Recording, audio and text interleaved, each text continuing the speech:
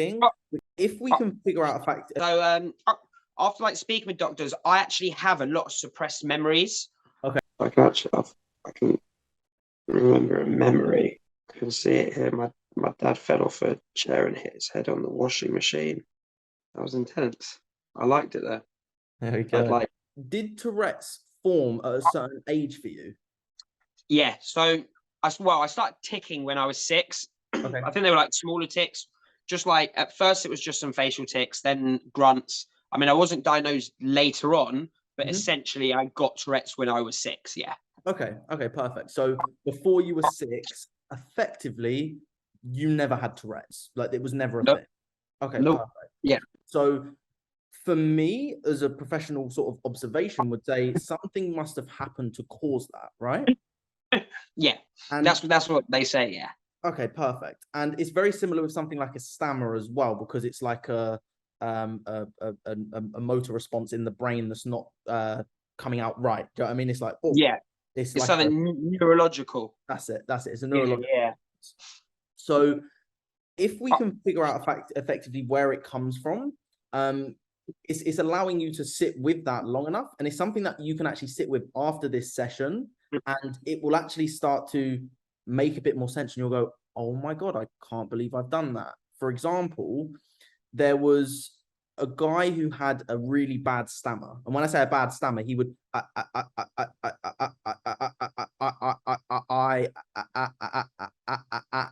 like he literally like every single word kind of thing. Yeah.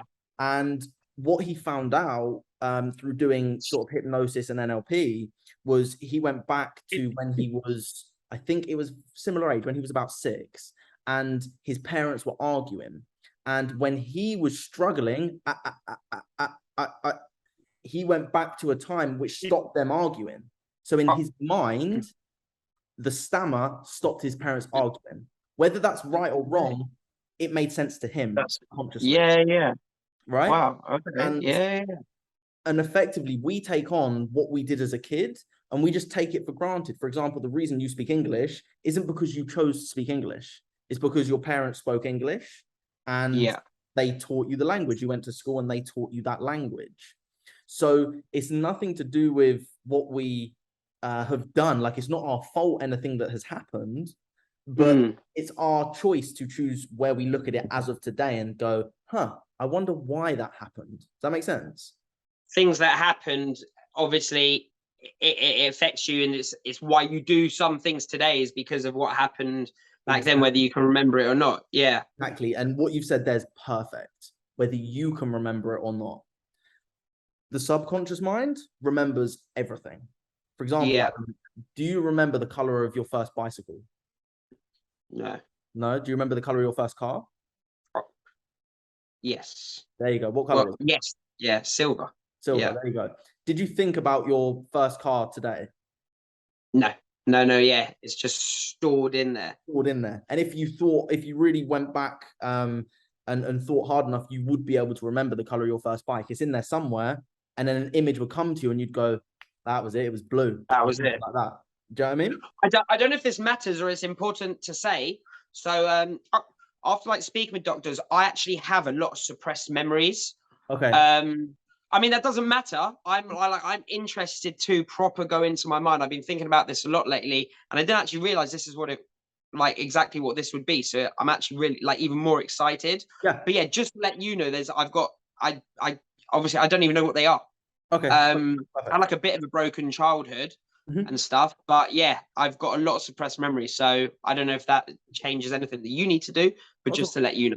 Not at all. That's perfect. That's perfect, actually. And what I'll do is, if there's anything that you don't want to be in the video, let me know after, so that you're not stopping yourself from saying anything effectively. No. If this helps other people, I'm actually really willing to do this, and whatever comes out, whether it's bad for whether I did something bad or not, it's what's happened, and it's what's kind of made me today. So yeah.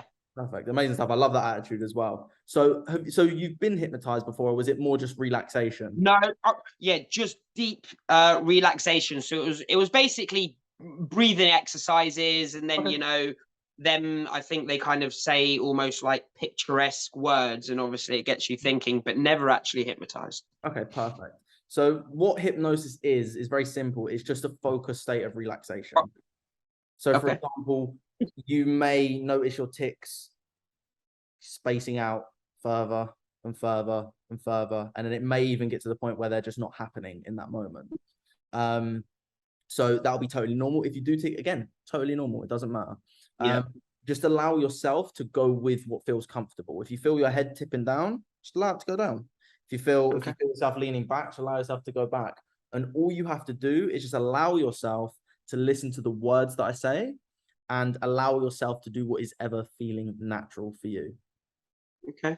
Yeah, sound good? Yeah. Amazing stuff. Amazing stuff. So just shake your body out and get yourself nice and relaxed.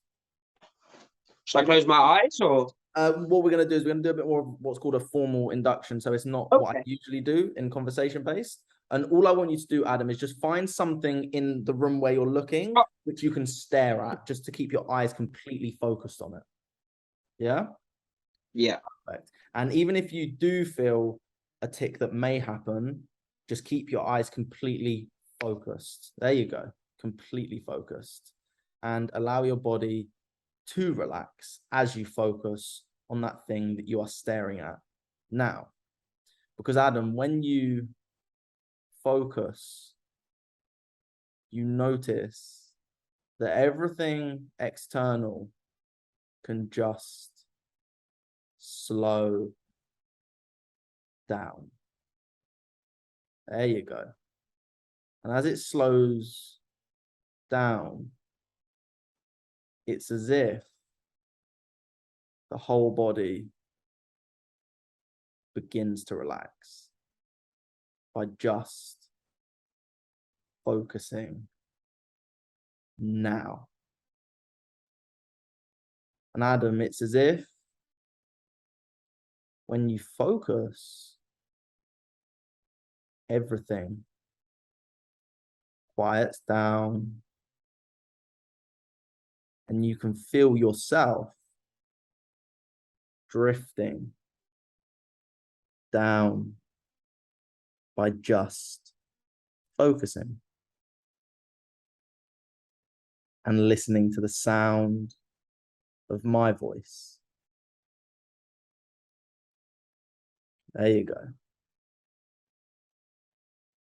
And even in those silent pauses, you can allow yourself to drift down even deeper into the most relaxed state of hypnosis. A state where you can find answers to the questions that I ask you. And you may have noticed how relaxed you feel. As if the tics aren't there. Or completely reduced.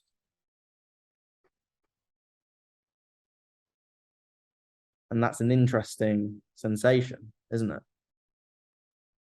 Mm. There you go. Just by being focused. And Adam, I'm not sure when your eyes will close, but when they do, just notice what happens. And any external noises can help you drift deeper into hypnosis now.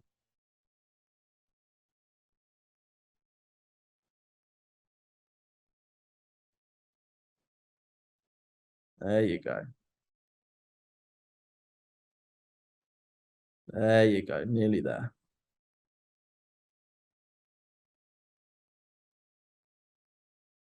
And it's as if this state is such a relaxing state of mind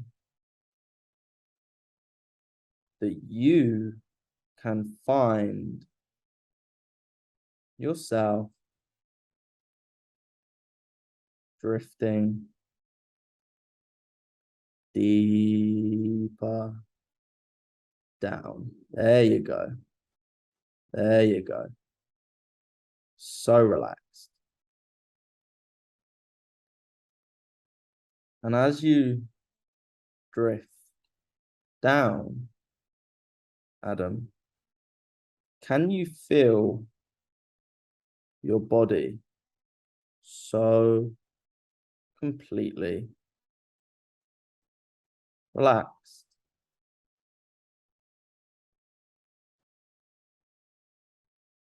Because all you had to do to reach this state of mind was focus. Completely focused.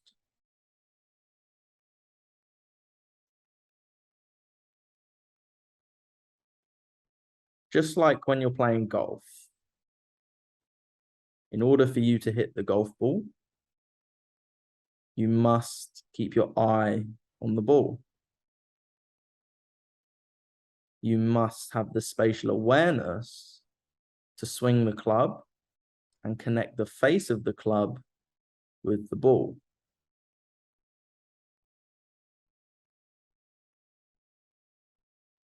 Because as a golfer, you know that when you get frustrated with golf, the next shot is always more difficult, isn't it? There you go. And it's interesting how the ticks stop, isn't it? Very fascinating.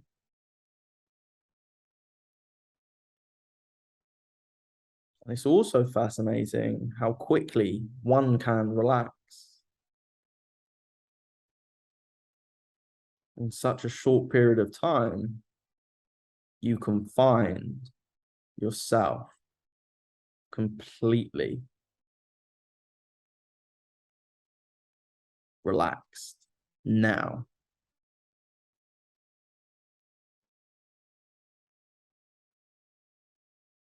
There you go. And Adam, it's perfectly okay for you to talk, but I don't want you to rush. All I want you to do is just go back to 6-year-old Adam.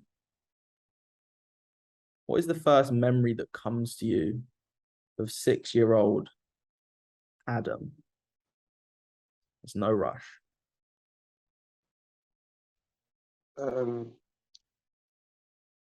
I don't think I have any memories myself, but from what I've been told, I know that's when my dad started working abroad. Okay, perfect. So at the moment, you're not sure of any memories yourself. No. But soon we can find out what those memories are. And your dad was working abroad. Do you know where he was working abroad? I don't know at that time, no. That time, that's perfectly fine. Do you know the house you were living in when you were 6? I can't remember it or visualize it, but I know it was in Bournemouth. It was in Bournemouth. Okay, perfect. And is there any minor memories from anything? Type of bedding, t-shirt, a toy, maybe a person that you remember, an old friend? Actually, I remember going back to school in England, which must have been when I was 6, and seeing one of the boys who I still speak to this day as we walked in. Amazing. And what can you see in this scenario?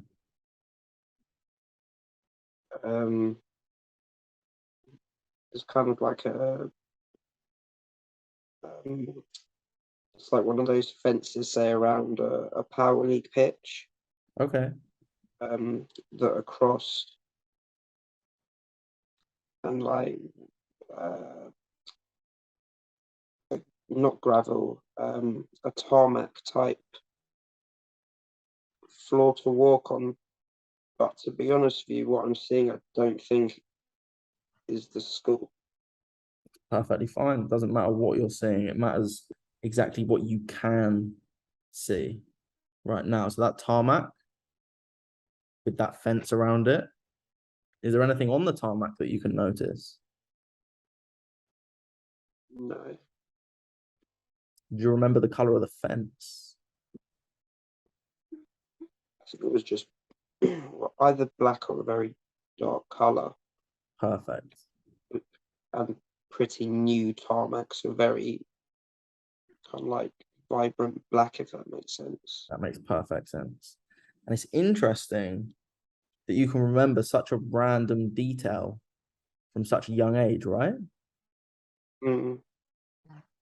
And maybe having that interest at that of how peculiar that is, but also how incredible that is that you remember that. Maybe you have the interest to find out what else you can remember. And you may notice the body just ticked there for the first time in a while. Mm. So there's something in this that the body is repressing. And it's nothing you're doing on purpose. It's something the body believes is doing to help you, or otherwise it wouldn't do it. Just like when someone has anxiety, the body is trying to keep them safe by putting them in immediate pain. So it's not doing it with bad intent. It's only doing it to try and protect. Although 6-year-old Adam is not Adam today, is he? No. Adam today can protect himself, can't he? Yeah. Is there anything that you wish you could have said to 6-year-old Adam? Yeah. And go for it. That it is going to be okay. Go. And you're going to have some hard shit ahead of you, but you're going to find people that really do care about you and that are family, even if they're not blood related. There you go.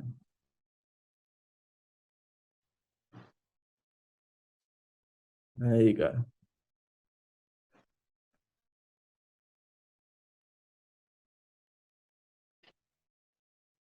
It's as if 6-year-old Adam just wants that love and affection and attention, doesn't he? Mm.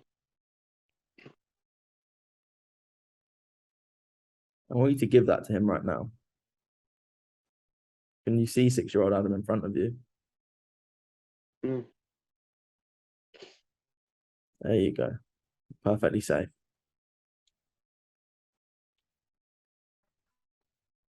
There you go.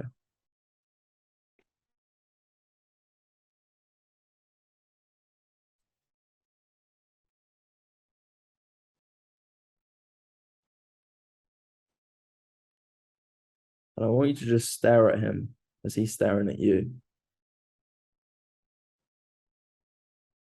Looking into his eyes. Without saying anything. Telling him with your eyes how safe he really is.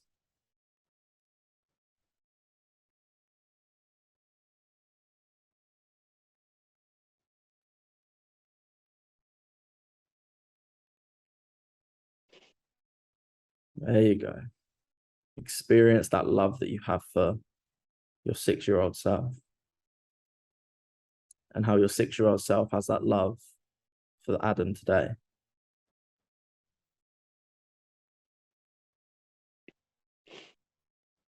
There you go.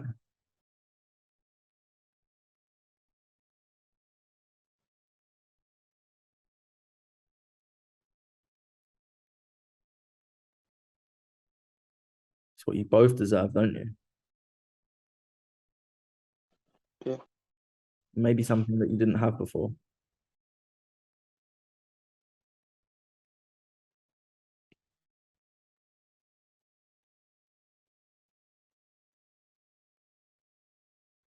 Sometimes that old saying, if you want something done right, you have to do it yourself. It's quite necessary. There you go. You're perfectly safe.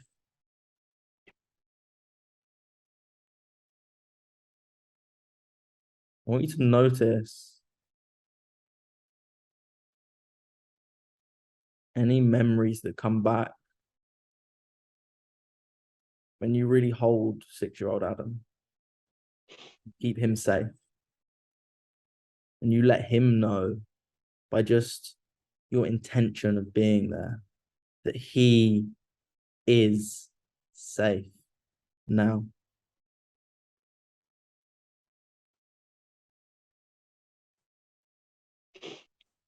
There you go.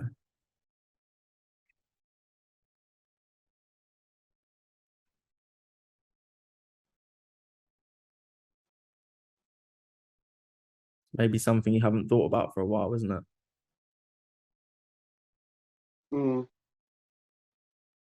I think it's more, I guess I remember things that didn't happen that did, if that makes sense. Right. At least right now. Perfectly fine. Is there anything that comes to mind initially?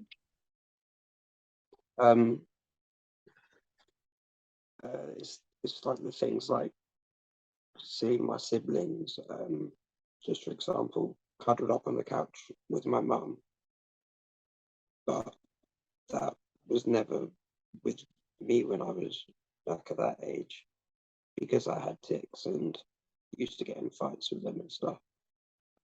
Right. And how did that make you feel? Alone. There you go. And that's difficult, especially for a 6-year-old. Even for someone nowadays with our age, it would still feel difficult.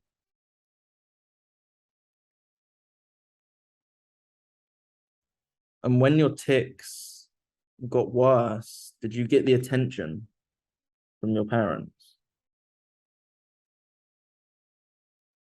I got good attention from my dad, but bad attention from my mum. Okay. And what was the good attention you got from your dad? My dad, there's a lot of things he did wrong, but he always supported me when it came to my Tourettes and. There you go. I just want you to sit with that for a moment.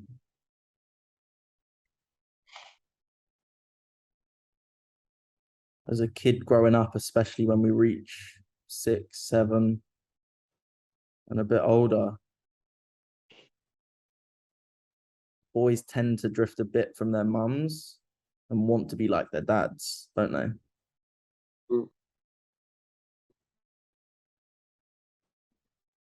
So when we get good attention from people,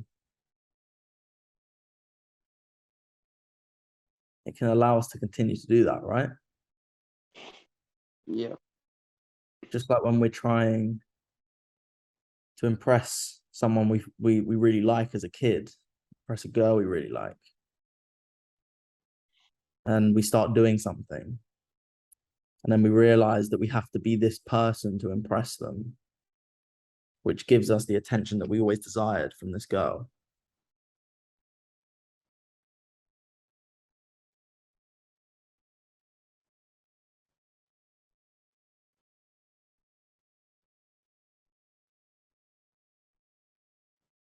So this good attention that your dad gave you, how did this affect you? Made me feel like there was someone there for me,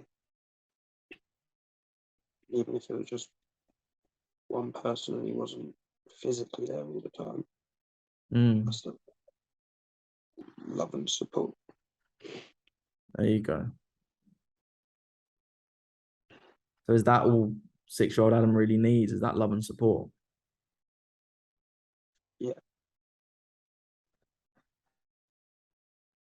To So have someone to what's that? have somewhere to go if anything was to happen. There you go. So what if today's Adam signed a contract with 6-year-old Adam, knowing that he will forever be that love and support whenever he needs it, and vice versa? Your old Adam agrees to be your love and support whenever you need it, so that love and support is coming from you, not anything external.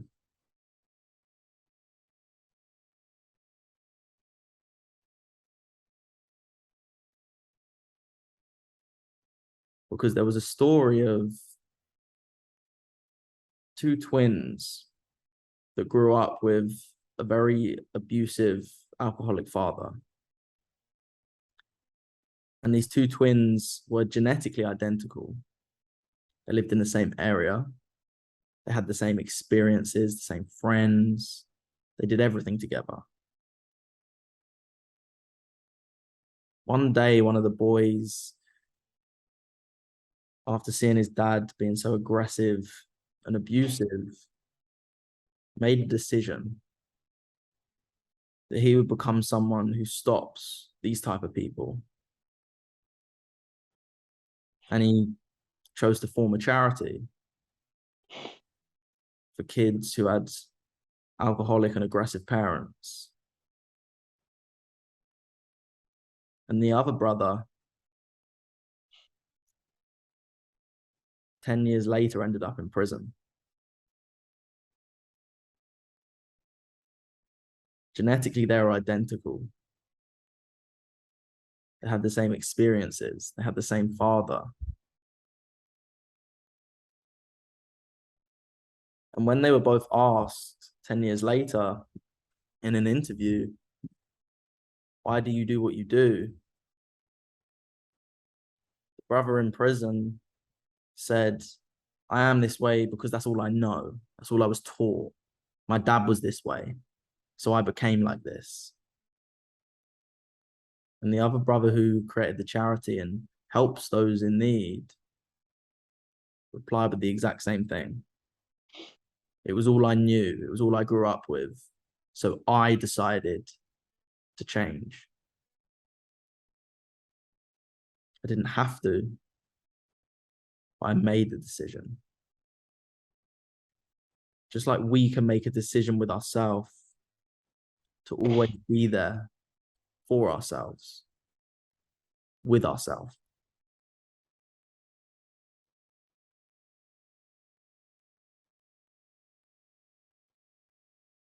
And how does 6-year-old Adam feel about how he was treated by his mum when he wasn't able to get the cuddles that he always wanted as a kid?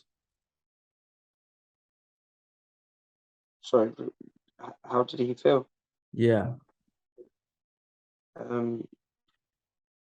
Yeah, alone.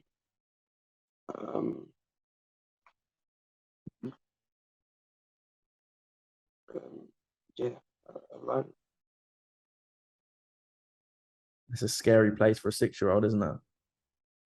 Mm. What is it that you wish you got from your mum? I mean, don't get me wrong, but I do have a good mum. She's a good mum, but I wish when I was younger I had a relationship with her. Right. That's perfectly fine. Perfectly fine. Perfectly understandable as well. And even in this way, it's not necessarily what happens, but it's what meaning we give it. Whether a situation is bad or not, it can still feel like a trauma to anyone. Having people laugh at us may not be a bad situation for 99% of the world. But for some people, that can really affect us and cause a trauma from our childhood. And that's totally understandable. And again, like you said, it's not that anyone's done anything wrong. It's how we've allowed to perceive it. And again, we were kids at that time. So of course we're going to perceive it in a certain way.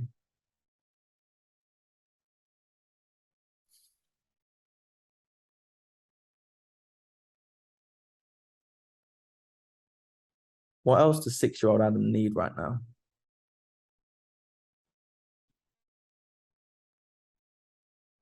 Somewhere that he feels safe. Somewhere he feels safe, did you say? Yeah, somewhere he feels safe. And where does 6-year-old Adam feel safe? In his bedroom. In his bedroom? With his laptop, did you say? When he's by himself. When he's by himself in his bedroom. Is there anything that you can go on? I was just gonna say, or when he's with his best friend. There you go. There you go. Is there anything you can remember from your bedroom that stands out now?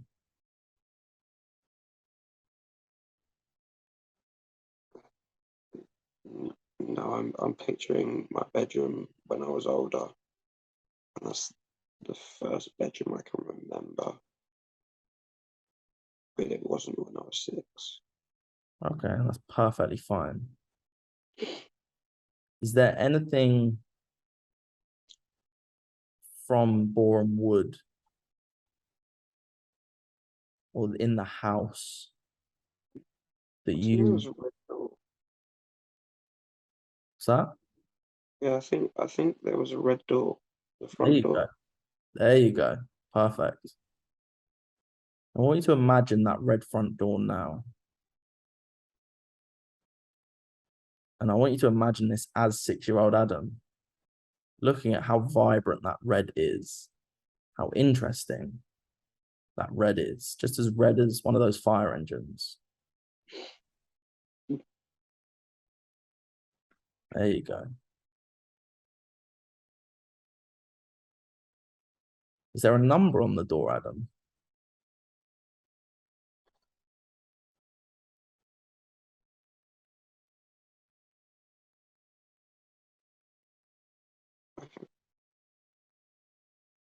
I'm seeing 17. There we go. Yeah. There we go. It's all going to start to make sense in a moment as all these puzzle pieces start to slot together. And as you see this red door number 17, can you grab the handle? And can you feel that handle and notice what it's made of? Maybe it's cold because of the metal. Are there any noises that you can hear, Adam?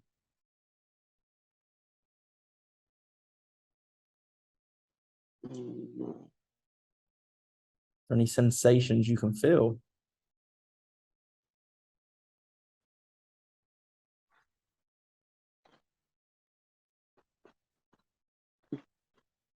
No.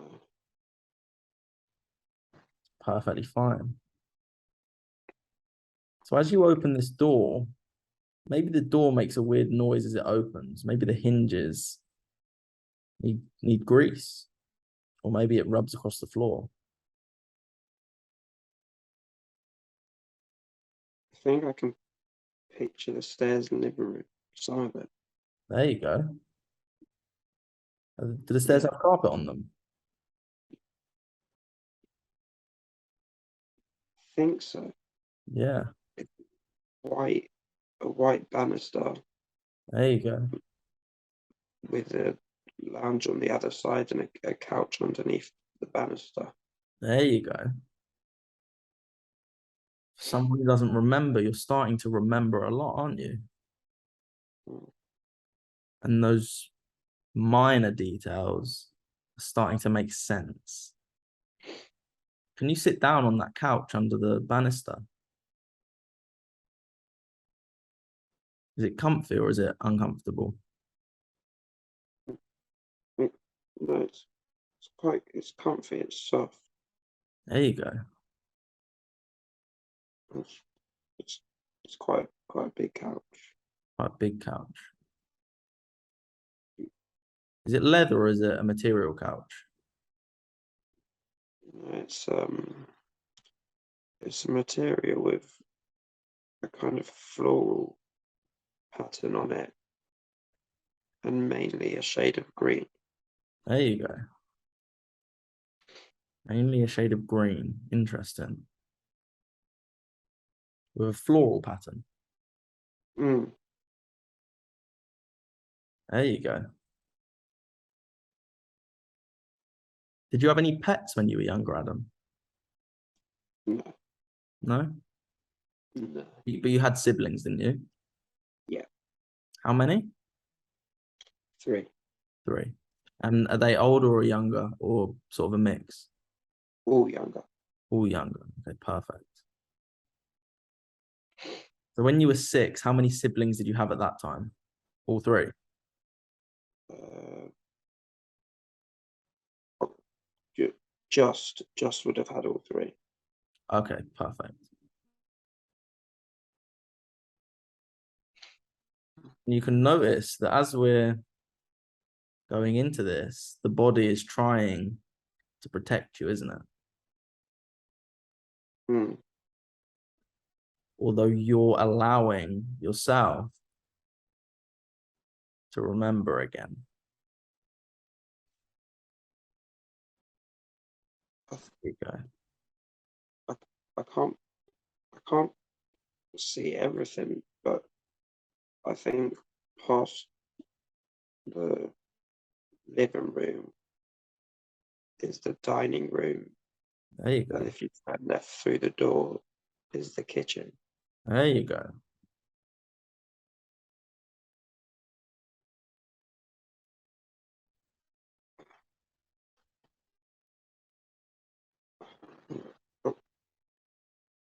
I'm just not sure if I'm mixing up houses now. Doesn't matter what's happening. All that matters is what you can see right now. The washing machine is open. There you go. I can remember a memory. Go on. I think it might have been in a different house though, but I can see it here. My dad fell off a chair and hit his head on the washing machine, and everyone started to laugh, and he got extremely angry and went quite berserk. Mm-hmm. And yes, it's scared all of us to becoming silent. There you go.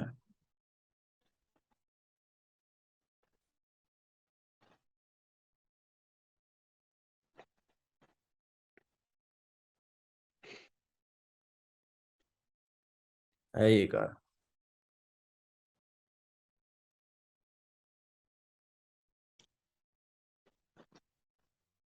I think the chairs are white.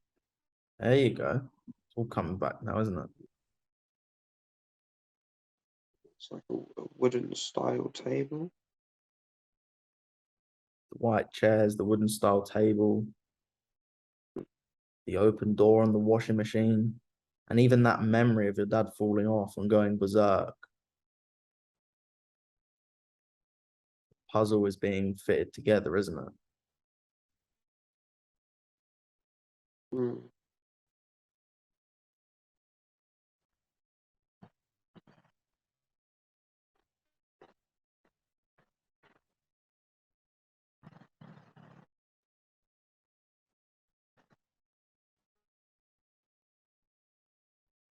Even in my silence, notice what comes to your mind now.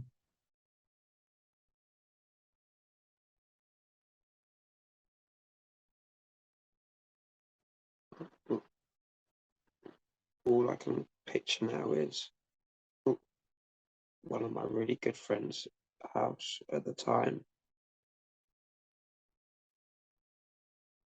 Again, it might have been older, but everything's kind of just morphed into his house. There we go. Now, His what's garden. significant about this house?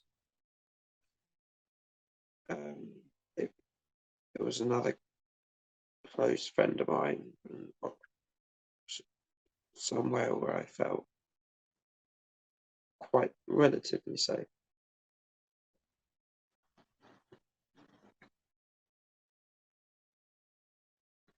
What comes up for you, noticing when you went to this house, a tick came back? I didn't actually notice that one.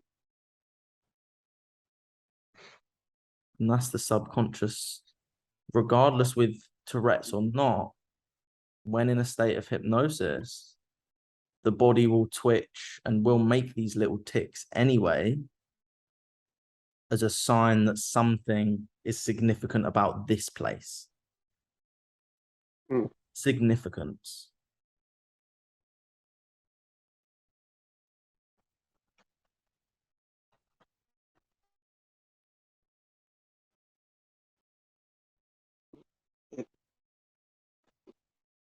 It's just bringing back a good feeling. There you go. What's that good feeling?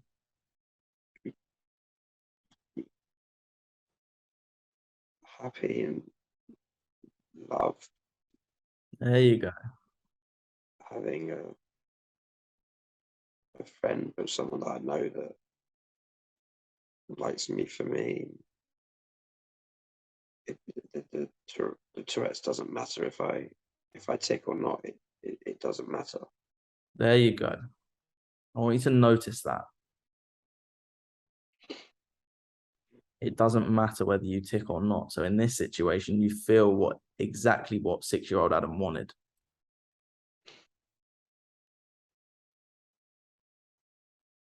So whether you tick or not tick, you can feel that happy and loving feeling, can't you, Adam?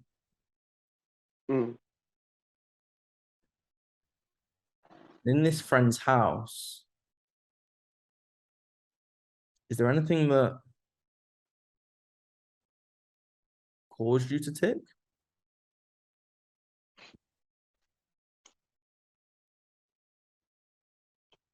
The only thing would be not causing me to tick, but feeling safe enough to be able to let the tick out. There you not go. have to hold it in. There you go. And a tick is literally like a repressed, it needs to come out and it has to come out at some point, right? Exactly. And you probably notice that when you're in a place where you feel safe, loved, that you probably ticked less, didn't you? Yeah, often was the opposite because of holding it in all day. It came out when I did feel safe. Interesting. Very interesting. So I'm curious about the tick now. What does it make you feel when you tick? It's a release of energy almost. A release of energy. And what happens Yeah. in your mind?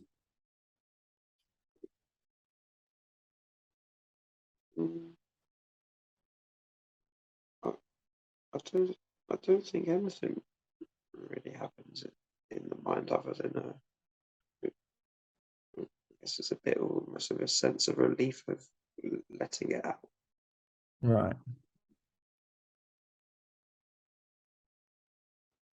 And now in your life, you've really embraced it, haven't you? Especially with your social media and stuff like that. More than I ever have. But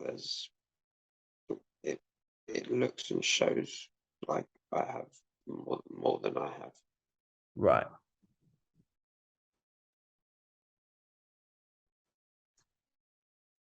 So what's keeping you ticking, do you think?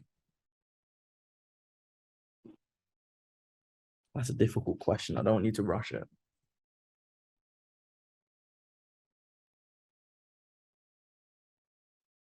If you think about everything we've just spoken about, the memories that did appear that you thought that you forgot, but you actually remembered, the house that you lived in, all of these things, the friends, your parents, your siblings. What's the correlation between them all?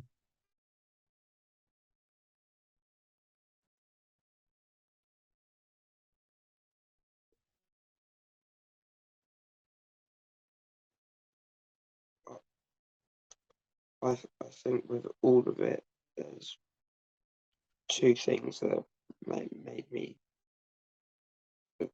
tick on. And I think this is already from having Tourette's. I do think something that's caused it, but on the one side, the feeling safe allowed me to let them out, but on the other side, almost knowing that I couldn't let it out, or I'd be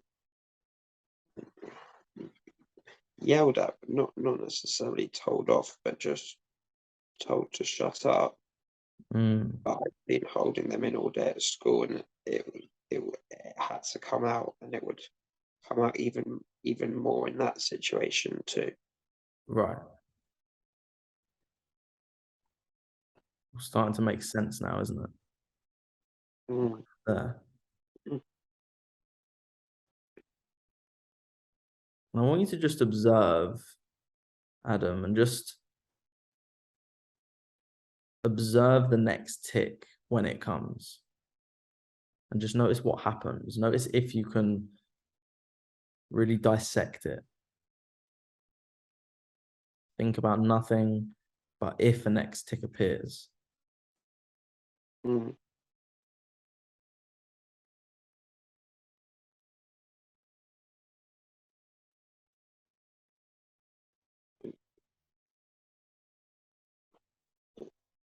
It's almost like a quick build up of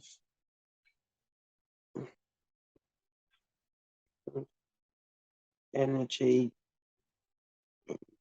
maybe for someone that doesn't have it, like almost a build up of intense stress. Okay, there we go. There we go. Having, yeah, just it building up to a point to where you can either fight it or just let it out freely. There you go. But knowing the more you fight it, the bigger Exactly. it's going to be. Exactly.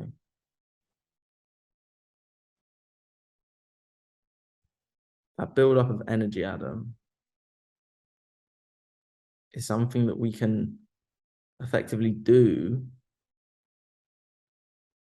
anyway without having a tick. We can do that just with our breath. In a moment, I'm going to get you to do a breathing exercise and just notice what happens. But this build-up of energy, is it a good or a bad thing?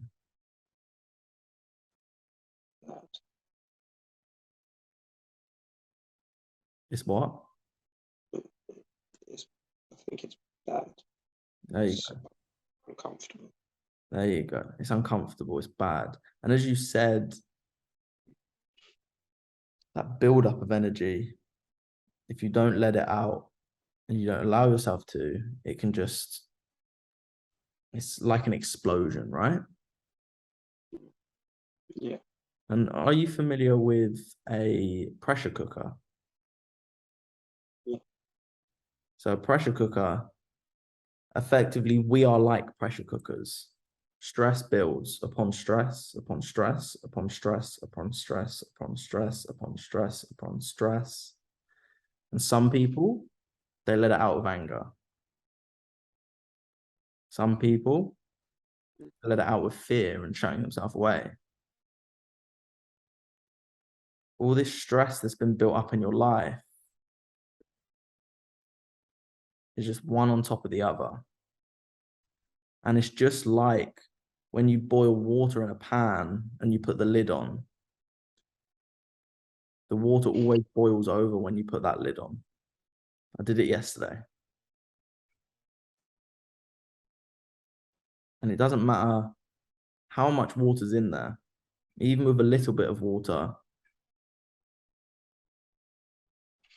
When that lid is on, it somehow starts to overflow. Obviously, a significant amount for it to boil, but whether it's a full pot or half full, it will still boil over, letting out what it needs to let out.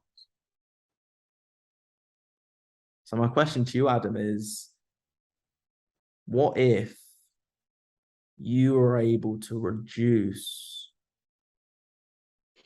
the stress that's been built up since you were 6?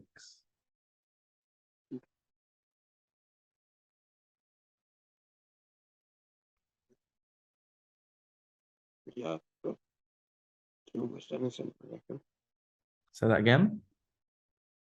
I think I'd almost do anything if someone said that, you know, there's a way, or Like a weight, isn't it? And lifted. Mm. So where in your body right now do you feel the most calm, tranquil, and relaxed?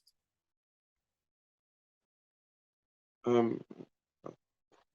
think kind of my upper chest area. There you go. And what makes it feel so calm and relaxed?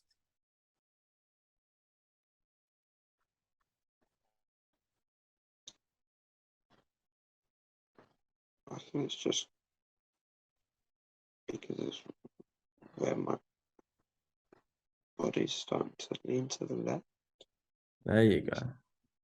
Leaning over to your heart. Because all you really want is to feel that love from your heart for yourself. Because the body isn't leaning to the left by accident. It's leaning there on purpose. Because your body knows what you truly desire and deserve.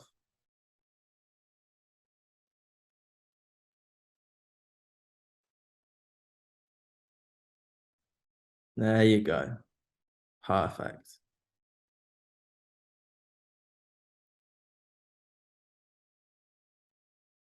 Notice those deep breaths and what they do.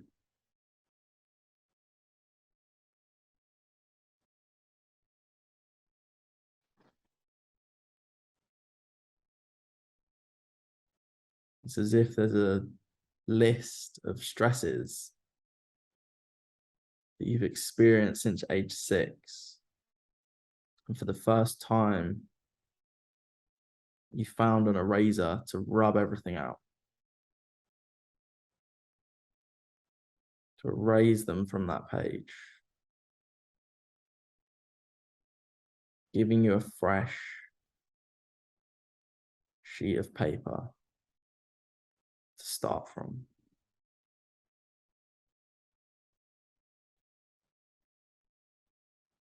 A fresh sheet of paper to start from.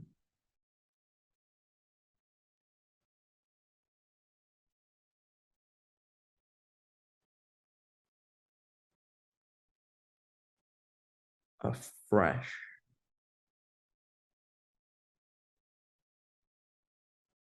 sheet of paper to start from today.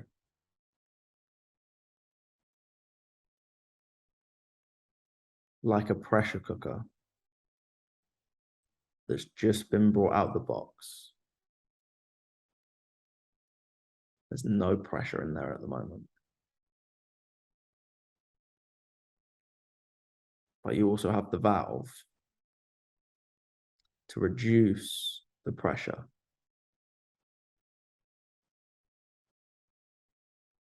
And that valve is your nose. When you breathe in, it's like the pressure builds. When you breathe out, it empties completely, doesn't it? There you go.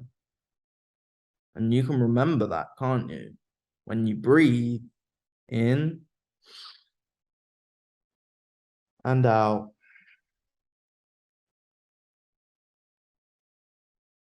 that you can reduce that pressure just by consciously breathing in and out. There you go. And maybe even placing your hands over your heart as you breathe in through your nose and out through your mouth.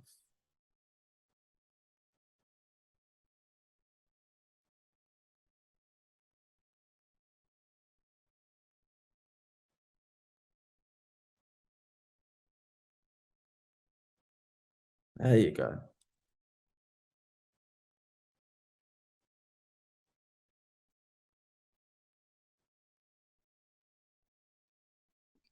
And Adam, when you're ready, just notice your eyes open. You will feel so relaxed.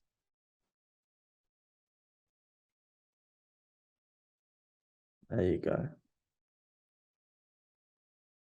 Feel high. It's good, isn't it? Yeah. It's like a sense of relaxation. Yeah. Feeling good? Yeah. That was intense. I liked it there. There we go. I'd like, yeah, I think I remember most of what we were talking about and stuff, but it's really weird. I can't really explain it. I really like that. That's kind of all I can say. Yeah, it was. I feel quite like just a sense of relief almost for whatever reasons. Where do you feel that sense of relief? My shoulders. There you go. I mean, just close your eyes for a minute and just go into that sense of relief in your shoulders. There you go. And maybe if you want to remind yourself, you can put your hands on your shoulders just to feel your shoulders and feel that sense of relief. There you go. If it feels easier to cross them over, that might be easier for you, unless that's comfortable. There you go. I want you to really focus on that sense of relief as you touch those shoulders. And notice any stresses can just drain from you just by touching those shoulders and feeling that relief, Adam. Because as you feel that relief, it's as if you can take a deep breath in and breathe out and let it all go now. There you go. Feeling that relief in your shoulders. Noticing that if you ever want to feel relief, all you have to do, Adam, is touch those shoulders and breathe through your nose. You can do this anytime you choose to feel that sense of relief. And when you know that that feeling of relief is just there, I just want you to just push down on your shoulders with your fingers, just to really, just like you're pressing a button in your shoulders to turn it on. There you go. Just keep pressing them down and then lifting them. Just like you're clicking a button on and off. Remembering what it feels like to feel that sense of complete relief now Because when you feel that sense of relief now, you can release any stress just by pressing the button. Just like turning on a light switch, turning on a car. You now have the key to turn on relief.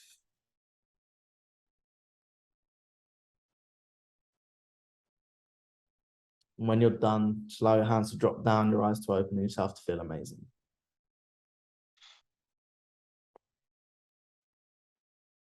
Feeling good? Damn. Yeah. Damn. Is it normal to be a bit almost confused? Yeah, I feel quite dazed. That's perfect. Yeah, I feel very dazed. The reason being is the things that we're confused about, they sit in our mind a lot easier because we like our subconscious thinking about it effectively.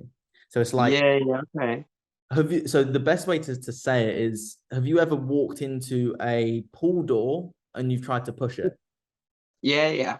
Yeah, when you do that, in that moment, that split moment, you're so confused that you're suggestible to being completely relaxed. So your body goes, it pull, and it then pulls the door open. That's kind of like everything else goes out because that's all that's there almost. Exactly. So what you'll notice is memories will start to pop up over this next week or so.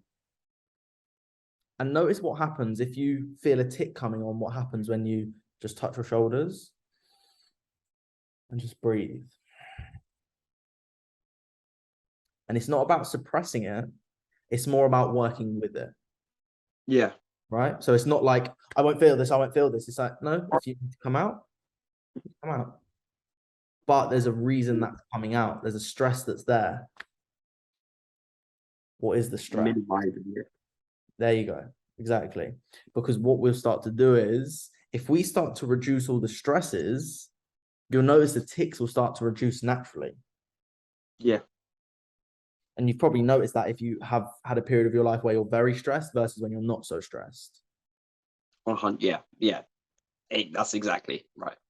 There you go. So there's something there that's still there that I wouldn't expect to clear everything up like in one session. Do you know what I mean? For example, we've gone back and we've remembered things that you actually forgot in the past that you now remember, which is a really thing, right?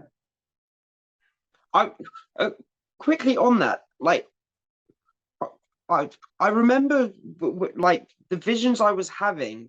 I'm almost certain I've mixed loads of childhood houses up together. Mm-hmm. Is that do you just kind of just go with it almost, if you know what I mean? Like essentially no right or wrong answer, even if it wasn't when I was 6. Yeah. Reason being is I can't remember the exact percentage, but I believe it's 60 or 70% of what we say has happened in the past is a lie. Oh wow, okay. It's just something that's essentially we've made up in our memory. Effectively. So for example, like we will always, or it's not a lie. It's not necessarily a lie. That's probably a bit of a broad statement. But it might not be a fact, but yes, you're not exactly. truthfully lying.